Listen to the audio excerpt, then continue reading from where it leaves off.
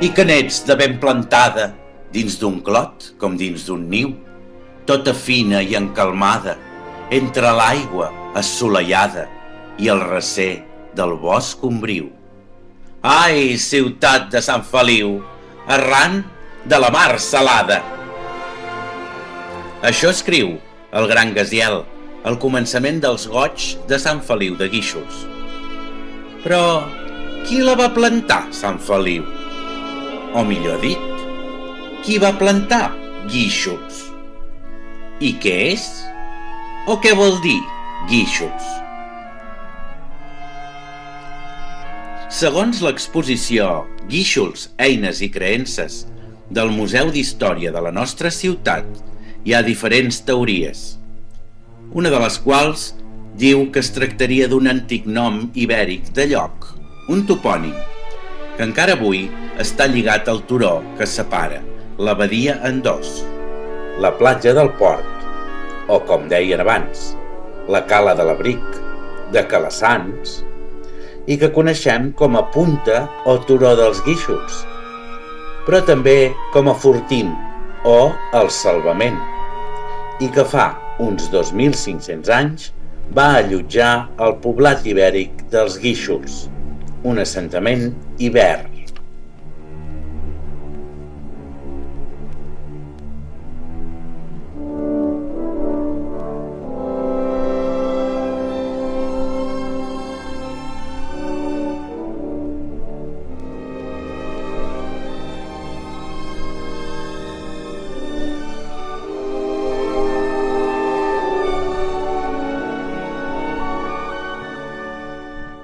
El jaciment ibèric dels Guíxols es va descobrir fortuïtament a finals de 1903 i de fet va ser una feliç coincidència de dos factors. El primer va ser les obres que s'estaven fent al peu del promontori durant els treballs preliminars de construcció del port. El port es va construir el 1904 i a l'octubre de 1903 els obrers estaven rebaixant i extraient roca del peu del promontori. De fet, en aquest mateix indret és on es va excavar el carrer Colom, que com es pot observar fàcilment està absolutament retallat i obert a la roca per comunicar els dos costats del turó i així permetre la comunicació i la circulació un cop el port hagués estat construït.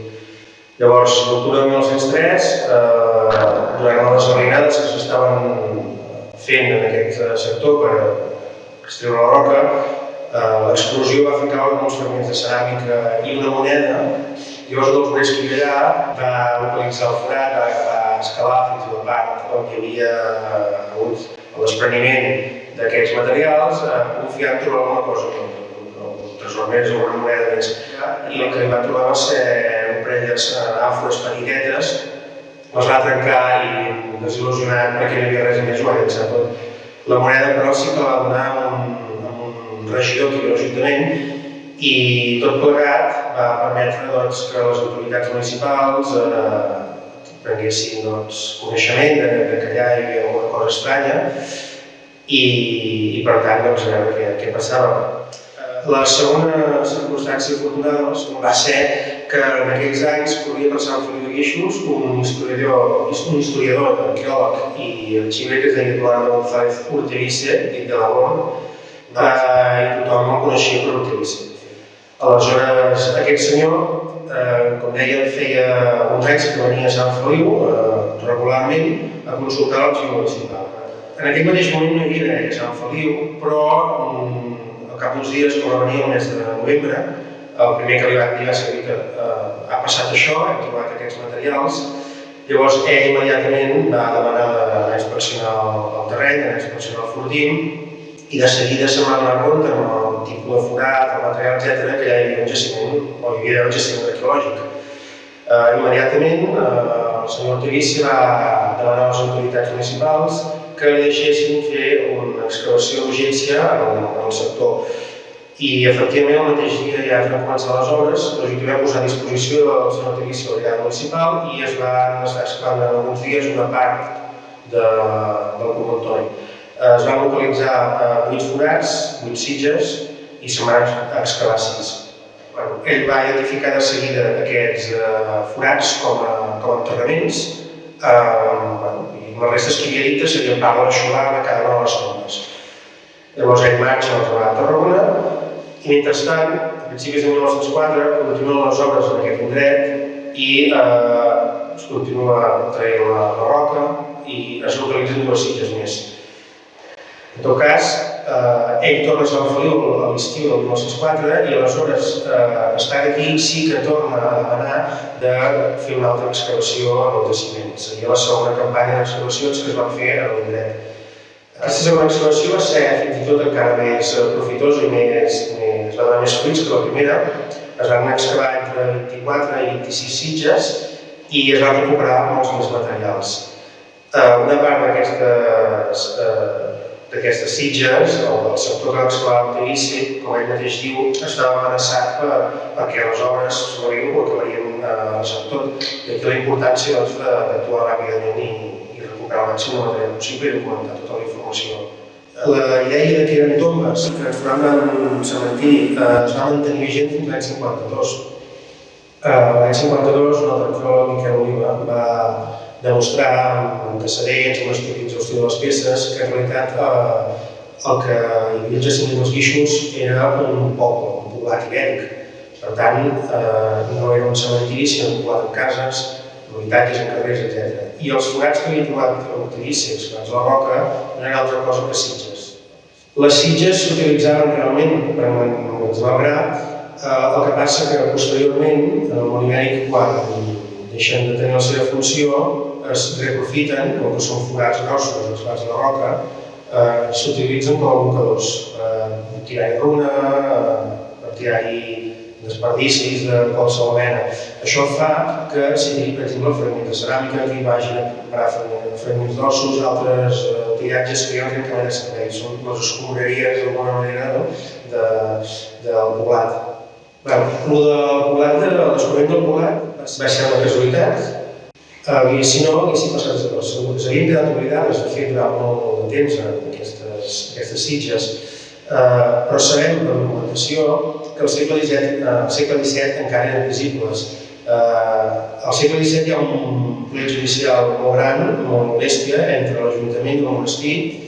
El monestir vol imposar una sèrie de drets sobre la vila i l'Ajuntament el que intenta és demostrar que la vila de Sant Feliu existia abans que es fundés el monestir. Per tant, el monestir no té cap mena de dret a exigir-se l'esquer. Llavors, un dels arguments en què s'agafa durant aquest plet de l'Ajuntament és que Sant Feliu, efectivament, existia abans dels monjos perquè en el sector dels Guíxols hi ha restes de poblament anterior, de poblament, dirien ells, de la ciutat de Sant Feliu de Guíxols abans que venissin els monjos. I ho justifiquen precisament amb aquests forats, aquests uns pous o les sitges que encara són visibles allà.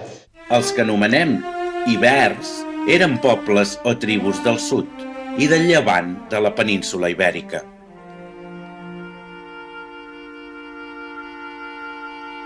Des de l'actual Andalusia al Llenguadoc, que van viure entre els segles VII i I abans de Crist, que compartien trets culturals i una llengua pròpia, encara que no comuna a tots els pobles. Es tracta d'una civilització important,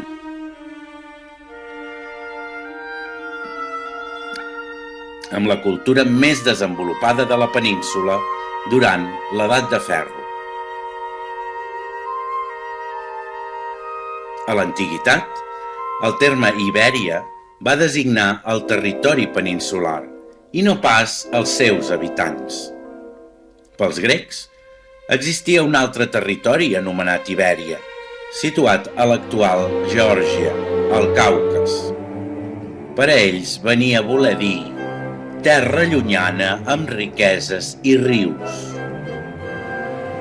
El riu Ebre, Iber, encara en conserva l'arrel, però altres rius de la península podien portar el mateix nom. Els ibers eren percebuts per les grans civilitzacions mediterrànies com un conjunt de comunitats independents, amb unes característiques semblants que vivien en un espai multicultural. Els seus habitants, en l'edat antiga, mai van ser denominats ibers, sinó que se'ls va reconèixer com a grups humans diferenciats: ausetans, ilergets, edetans, contestants i força d'altres. La tribu ibèrica del nostre territori era la dels indigets o indiquetes. Reberen influències dels fenicis, més tard anomenats cartaginesos o púnics, que, provinents de Tiro a l'actual Líban, durant el segon mil·lenni abans de Crist, van establir les primeres colònies al sud de la Mediterrània per a fer extraccions i comerciar, i es van estendre a tota la península durant els segles IX i VIII abans de Crist.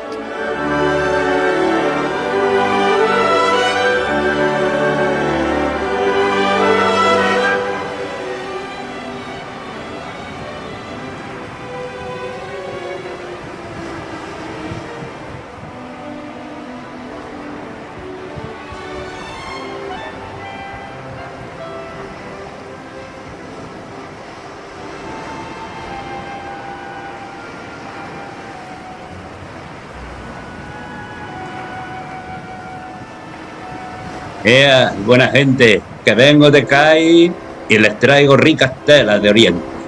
Què diu que què? Els grecs, que des dels segles VIII al V, abans de la nostra era, van establir colònies comercials a tot el Mediterrani Nord i el Mar Negre, i mantingueren una relació molt estreta amb els ibers. En el nostre territori, les transaccions comercials es farien amb els grecs de Focea, a l'actual Turquia.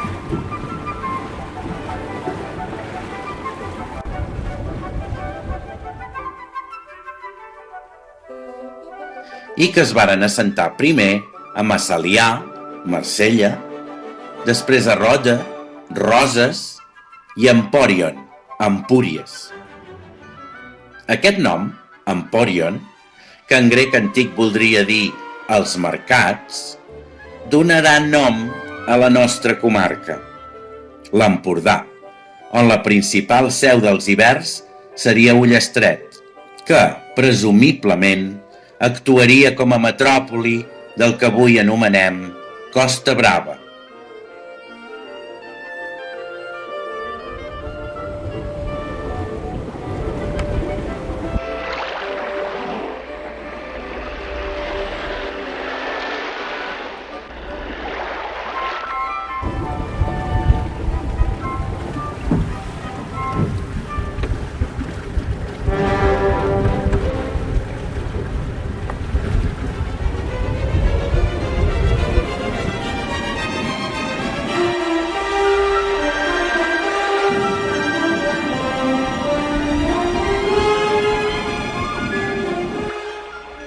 Estimat Ater, quant de temps!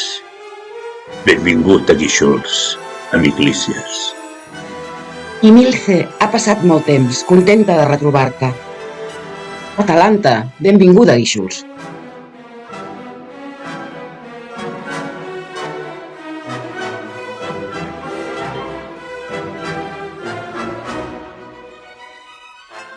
Excel·lent vi de l'Empordà. Llavors de l'Orient. Bones bledes d'aquí. Ceràmica àtica. Els romans, que a partir de finals del segle III abans de Crist arribarien a la península per lluitar pel domini del Mediterrani occidental contra els descendents dels fenicis, els cartaginesos, a la Segona Guerra Púnica, marcarien l'inici del declivi de la cultura ibera. Ave, Melis és fusta per bigues. Uaaah! Estan bojos aquests romans!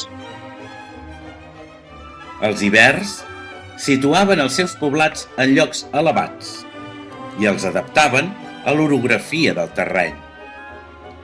Construïen muralles defensives amb talaies i torres des d'on poder controlar el territori. exercien de centres polítics, econòmics i també religiosos de la comunitat. Aquí el van situar al Turó dels Guíxols, un indret perfecte, on els era fàcil defensar-se i dominar el port natural per controlar l'activitat comercial. Dues rieres els proveïen d'aigua potable i disposaven de terres de conreu a tocar. Estem davant una restitució hipotètica de com havia pogut estar el poblat ibèric dels Guíxols en el segle III abans de Crist. Una reconstrucció hipotètica feta a partir de les dades arqueològiques que es van trobar al llarg dels anys. La reconstrucció que va fer l'arqueòleg Jordi Sagrera amb unes dades bastant fidedignes. Què observem en primer lloc en aquesta imatge? La posició topogràfica del poblat. Com veureu, el poblat és un esperó rocós que s'endinsa al mar a la badia de Sant Feliu, dividit en dos espais ben delimitats. A llevant tenim una platja, la platja de Calassanç, on hi ha actualment el port, una platja molt ben arrecerada, sobretot dels temporals de llevant, i a ponent tenim el port, pròpiament, la platja de l'Alder, on veiem aquest vaixell parat a la platja. O sigui, els vaixells que arribaven al poblat ibèric dels Guíxols eren molt semblants a aquest. Petits vaixells de cabotatge que portaven mercaderies des dels punts de redistribució principals d'aquesta zona de la Mediterrània. Aquests vaixells arribaven al poblat dels Guíxols carregats amb àmfores, amb ceràmica fina d'importació i recollien els productes que els pobladors de l'indret i de la seva zona d'influència més propera, que podria ser tota la Vall d'Aro, arribant fins a Girona, els productes que conreaven, cereals, altres tipus de productes més de consum habitual, com podria ser els vestits, que tenia influència no només en la zona de la Sant Vall d'Aro, sinó que podíem arribar al punt de sortida de mercaderies de la zona que arribava fins a Girona, on s'han trobat camps de sitges molt importants, per exemple la Llagostera, que produïen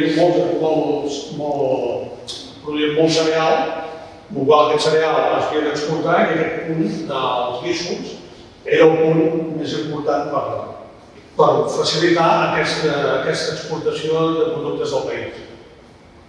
D'aquí, doncs, la funcionalitat primera del poblat. El poblat és un centre de comerç. No ens ha d'estranyar, és un patró que es produeix arreu de la costa del nord-est de Catalunya. Aquest esperó que veiem que s'endinsa al mar tenia una altra molt bona característica, que era que tenia aigua propera. La riera de Tuera, que desplaçava a la platja de Calassanç, ben bé a l'altra banda la petita riera del Portalet i ja molt més lluny la riera del Monestir. Aquest fet feia que l'indret fos fàcilment defensable. Però hem de suposar que la part nord, la que ara veiem que hi ha més sorra, que era la més difícil de defensar, en aquesta part hi hauria una muralla. Una muralla que podria ser semblant a la que veiem al poblat ibèric de Castell. Aleshores, passat a la muralla, veiem que hi ha a la restitució hi ha un seguit de cases, perquè en les excavacions d'Eduardo González Montevice, en els plànols que va fer, es pot deduir per la posició d'alguna de les sitges que hi havia una part de carrers, de sitges que formaven part de l'interior de les cases. Però, a més, la part que ara està tallada pel carrer de Colom, que és segurament allà podria haver un espai, una mena de plaça, amb sitges, que serien els dipòsits comunals del poblat, on guardarien aquests excedents de producció que anaven l'exportació, amb aquest intercanvi comercial que es produïa amb els comerciants, bàsicament els provinents d'Empúries i de Roses. En aquesta maqueta de suro, realitzada per Néstor Sanchís, veiem la disposició de les sitges que s'han trobat. Veiem una part més direcció longitudinal, que seria la part que ocuparien les cases del poblat. Aquestes sitges ens les hauríem d'imaginar dintre de cases i en carrers entre les cases. I a la part nord del poblat hi ha una concentració més gran de sitges, és on suposem que podria haver-hi aquest camp de sitges comunal que serviria per guardar els productes que s'exportaven des del poblat dels Guíxols. Més enllà hauríem de situar també la possible muralla, de la qual no hi ha evidències arqueològiques. Les primeres dades que tenim de quan els ibers s'instal·len aquí remunten al segle V abans de Crist. El poblat sembla que té una ocupació permanent fins al canvi d'era. No s'hi han detectat elements bèl·lics.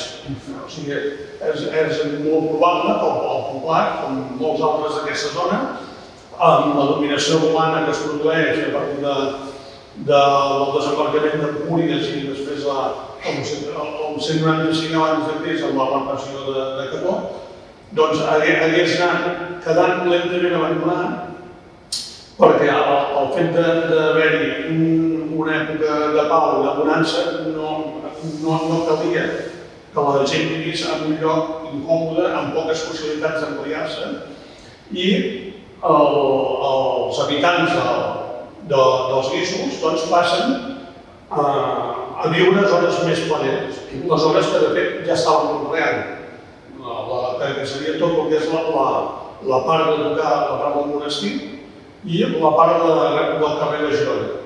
O sigui, l'Esperó mai queda abandonat.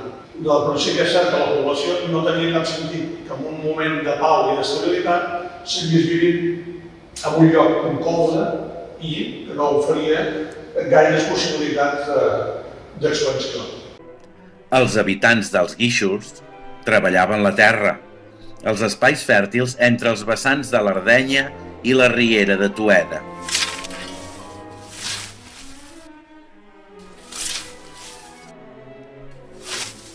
Conreaven el blat, la civada, l'ordi i el mill, també el lli, els llegums, llenties, faves i pèsols i diferents productes d'horta. No faltaven tampoc els ramats, que els donaven llet i formatge, llana, pell i carn.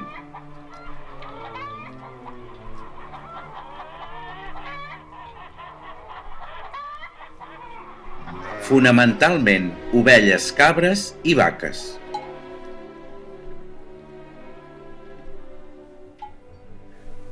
Els bous eren utilitzats com a força de treball per llaurar els camps.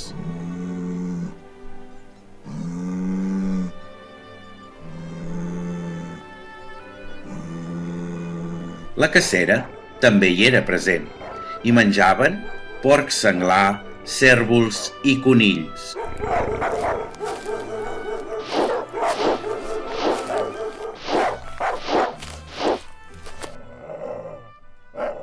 La recol·lecció configurava el complement dietètic: cargols, glans, mel, figues i diferents fruits i plantes silvestres.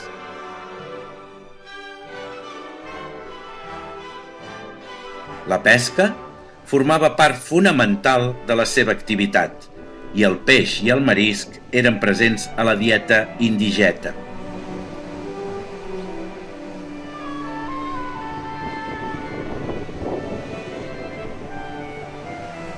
Les principals arts de pesca que utilitzaven eren les xarxes i els hams. Els indigets es varen fer famosos pels teixits de lli. Autors romans reconeguts, com Estrabó i Plini, en lloen les excel·lències.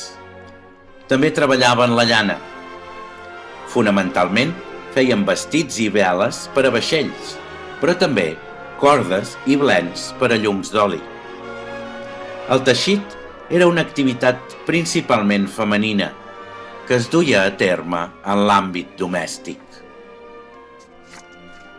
El procés per al teixit era laboriós. Primer, calia afilar la matèria primera per formar el fil, lligant-lo al fus, i entortolligant-lo amb l'ajut d'un pes ceràmic o fusseiola. Per teixir la peça al teler, s'havien de mantenir els fils verticals i tensats amb uns pesos en perforació, d'argila o pedra, anomenats pondus, i anar passant un fil horitzontal amb l'ajut d'una llançadora. La part teixida, l'ordit, quedava situada a la part horitzontal superior del teler. Una bona part dels atuells emprats en la vida quotidiana i l'activitat comercial eren de ceràmica. Es poden distingir 3 grans grups.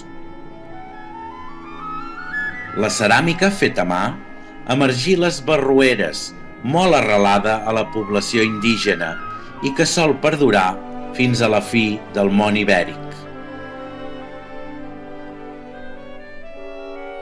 La produïda amb torn, l'adopció del qual va significar una innovació tècnica i formal de gran importància i va facilitar el desenvolupament d'una ceràmica autòctona amb trets propis, elaborada amb argiles més pures, per artesans especialitzats i en diferents centres productius, tant per a vaixella com per a contenidors d'emmagatzematge i comerç, urnes o microvasos.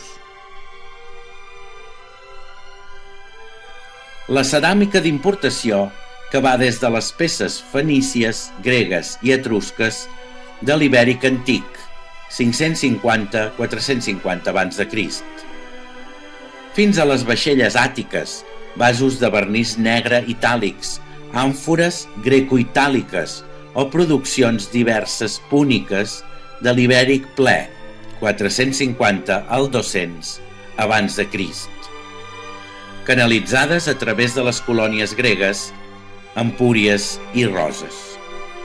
La ceràmica grisa de la costa catalana és una ceràmica feta a torn, amb una producció molt variada i de gran interès, elaborada als forns de l'àrea indigeta. És una ceràmica d'alta qualitat tècnica, amb peces de parets primes, argiles molt depurades i perfecta cuita. La caracteritza el color gris de l'acabat i a partir de l'Ibèric ple es decorarà amb pintura blanca aplicada després de la cocció, sovint imitant motius figuratius de les ceràmiques clàssiques.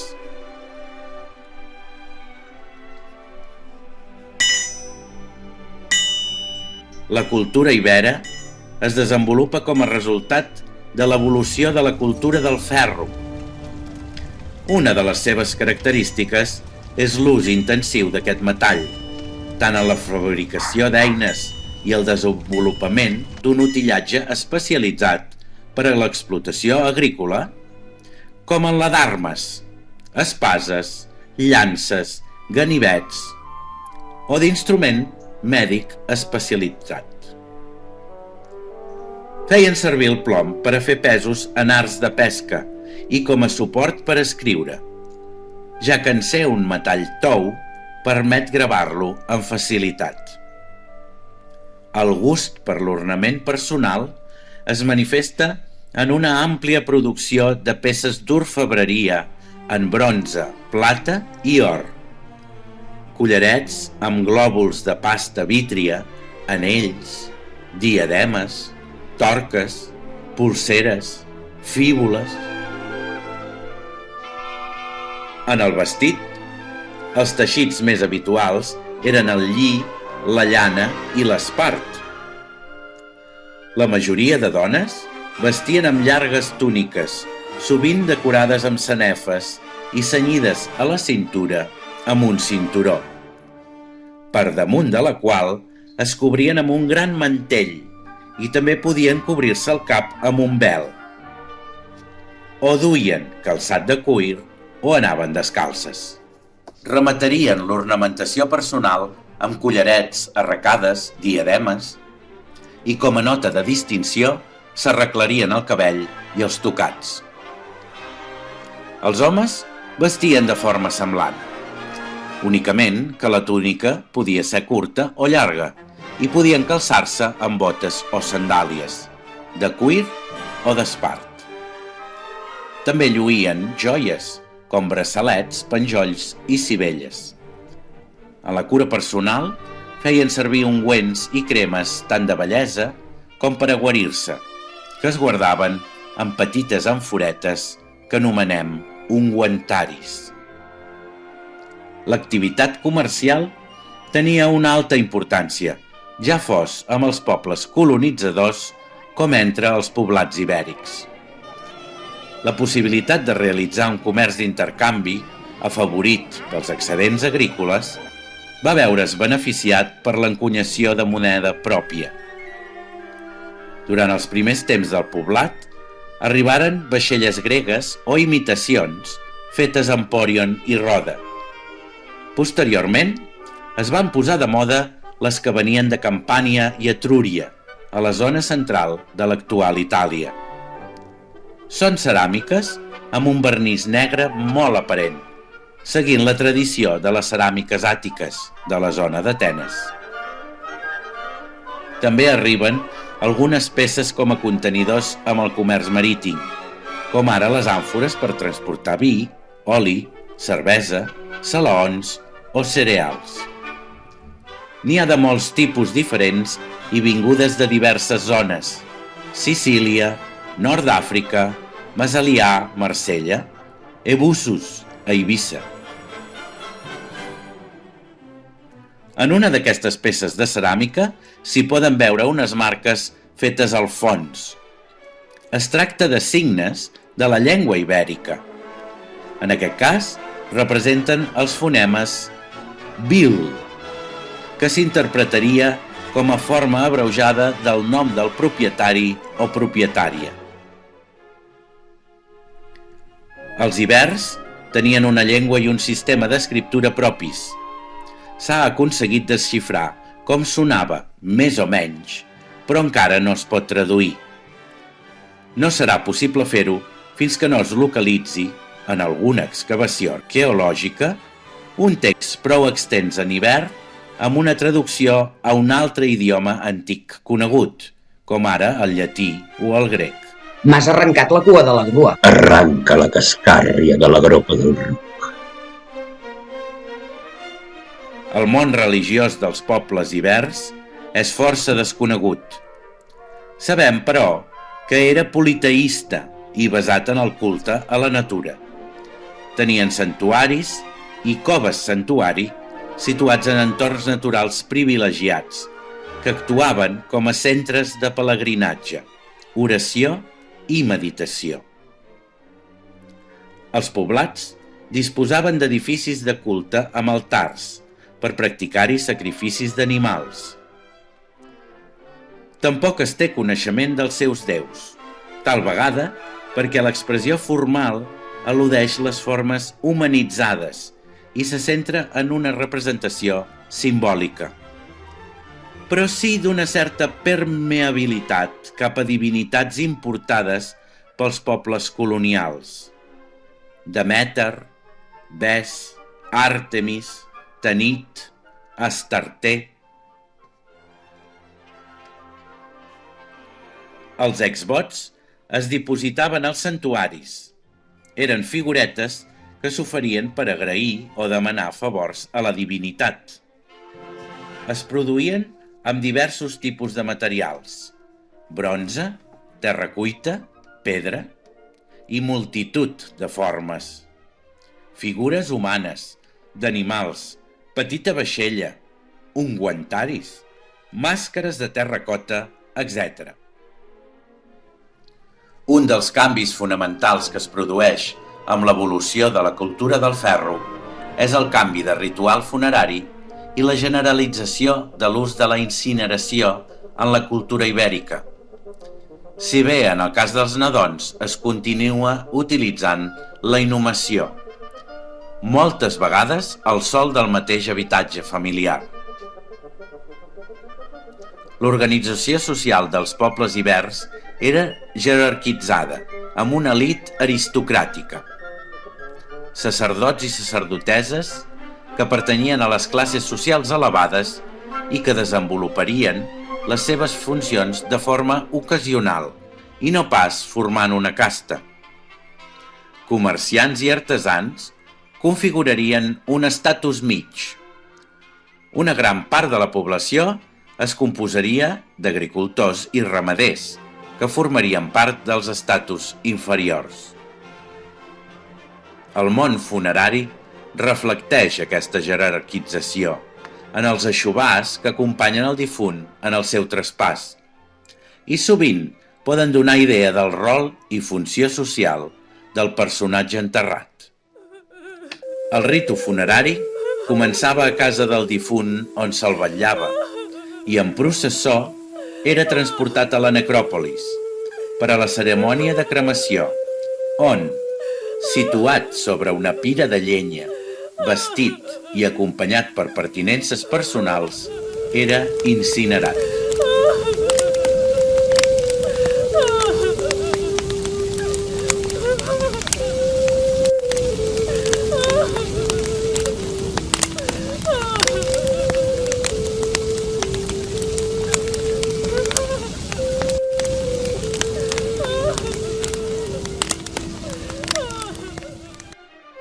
Les restes òssies que no es cremaven es purificaven rentant-les, s'embolicaven amb una tela i es dipositaven en una urna cinerària.